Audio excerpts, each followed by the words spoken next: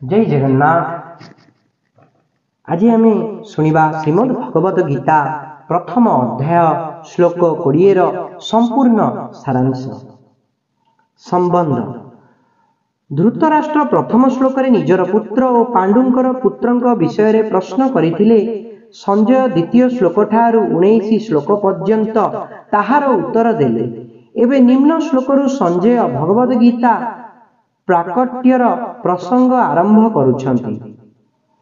अथ व्यवस्थितान् दृष्ट्वा धार्तराष्ट्रान् कपिध्वजः प्रवृते शस्त्र संपाते धनुरुद्यम्य पांडवः ऋषिकेशं तदा वाक्यमिदमाह महीपते।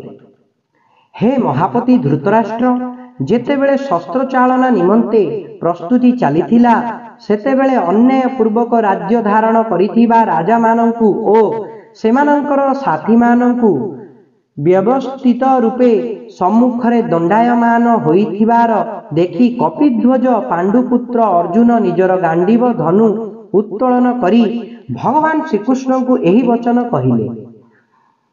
व्याख्या। अथः एही पदर तात्पर्य हेला एबे संजय श्रीकृष्ण और अर्जुन संवाद रूपक भगवद गीता आरंभ करुछन्ति। अष्टादश अध्यायर 74तम श्लोकरे व्यवहृत इति पदरे एही संवाद समाप्त होइछि।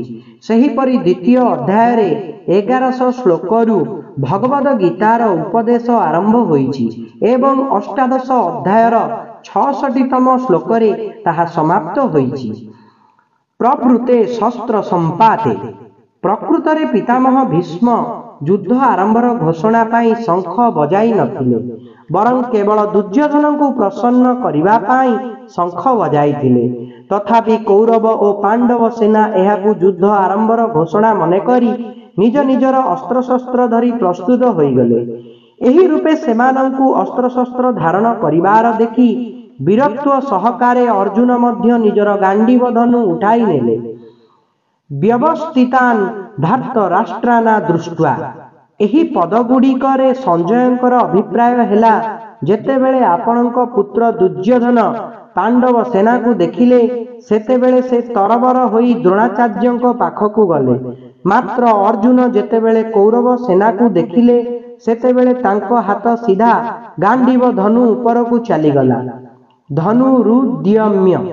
एथुरु जना पड़ुछि जे दुर्योधनक अंतररे भय रहिछि एवं अर्जुनक अंतररे निर्भयता उत्साह और वीरत्व रहिछि। कपिध्वजः। अर्जुनक पाई कपिध्वज विशेषण देई संजय धृतराष्ट्रंक अर्जुनक रथर ध्वजारे विराजमान हनुमानंकर स्मरण कराउछन्ति। पांडव मानक वनवास समयरे दिने पवन अकस्मात एक दिव्य सहस्रदल पद्म उड़ाई आनी द्रौपदी आगरे पकाई देले। ताहा देखि द्रौपदी बहुत खुशी होई गले एवं भीमसेन को कहिले, वीरवर आपण एपरी बहुत पद्म आनी दियंतु। द्रौपदी इच्छा पूर्ण करिबा सकाशे भीमसेन बाहरी पड़िले। बाटरे कदली बनरे हनुमानंक सहित तांकर भेट हेला। दुहिंक मध्यरे अनेक कथोपकथन हेला। शेषरे भीमसेन वर मागंतु बोली हनुमान आग्रह प्रकाश करिबारु भीमसेन कहिले, मो उपरे आपणंकर कृपा रही थाउ।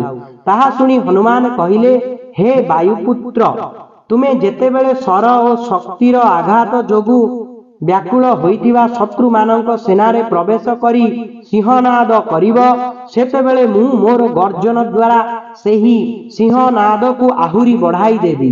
एहा छड़ा अर्जुनक रथर ध्वजारे बसी एपरी भयंकर गर्जन करिवि जे ताहा तुम शत्रु मानकर प्राण हरणकारी हेब। फलरे तुमे सहजरे निजर शत्रु मानंकु मारी पारिबो। एही प्रकारे जहांक रथर ध्वजारे हनुमान विराजमान तांकर विजय सुनिश्चित। पांडवः। धृतराष्ट्र तांको प्रश्नरे पांडवाहा पद प्रयोग करिथिले, एणु धृतराष्ट्रंकु बारंबार पांडवंक कथा स्मरण कराइबा पाई संजय पांडवः शब्द प्रयोग करिछन्ति। ऋषिकेश तदा वाक्यमिदमाह महीपते। पांडव सेना को देखी दुर्योधन गुरु द्रोणाचार्य निकट को जाई चातुर्य भरा वचन कहले। किंतु अर्जुन कौरव सेना को देखि जगतगुरु अंतर्यामी तथा मन बुद्धिर प्रेरक भगवान श्रीकृष्ण को वीरत्वपूर्ण उत्साह वर्धक और कर्तव्यपूर्ण वचन कहउछंती।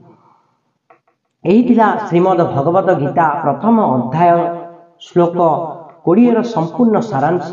जदि मोर उच्चारण रे कौन प्रकार त्रुटि रही जाए मते क्षमा करिदेवे। जय जगन्नाथ, जय पंचसखा। हरे कृष्ण, राधे श्याम।